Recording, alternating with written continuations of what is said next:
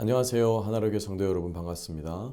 2023년도 첫 가정 예배를 드리게 되어 감사하고 앞으로 하나님께서 우리 성도님들의 가정에 이 가정 예배를 통해서 풍성하게 부어주실 은혜가 기대가 됩니다. 오늘은 그 첫 본문으로서 아브라함의 가정의 모습을 통해서 새 출발에 대한 메시지를 함께 나누고자 합니다. 하나님은 오늘 이야기를 통해서 아브라함이 어떻게 해서 가나안 땅으로 출발하게 되었는지에 대해서 말씀해 주고 계십니다. 아브라함의 아버지 데라는 우르에서 우상 만드는 일을 하며 살던 사람이었습니다. 그에게는 세 아들이 있었는데 아브라함, 나홀, 그리고 하란이었습니다. 그런데 안타깝게도 하란은 우르 땅에서 먼저 죽어버리게 됩니다. 그리고 나서 데라는 가나안 땅으로 이주해 가서 살고자 고향 우르를 떠났는데요.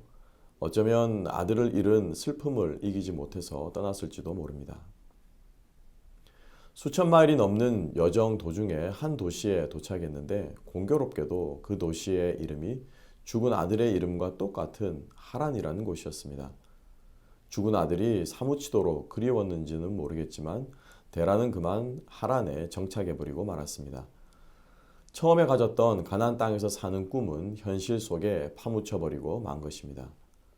그리고 아브라함도 그런 아버지와 함께 하란에 주저앉게 된 것입니다. 하나님께서는 이런 아브라함의 가정에 다시 가나안 땅에 대한 꿈을 불러일으키셨는데요.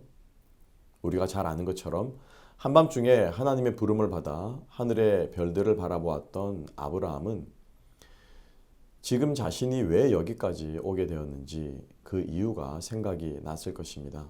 그것은 바로 가나안 땅 때문이었습니다. 하나님의 자녀로서 그분의 은혜와 사랑과 보호하심을 누리는 것은 감사한 일이 아닐 수 없습니다. 그러면 하나님은 왜 나 같은 사람을 부르셔서 당신의 자녀를 삼아 주셨을까요?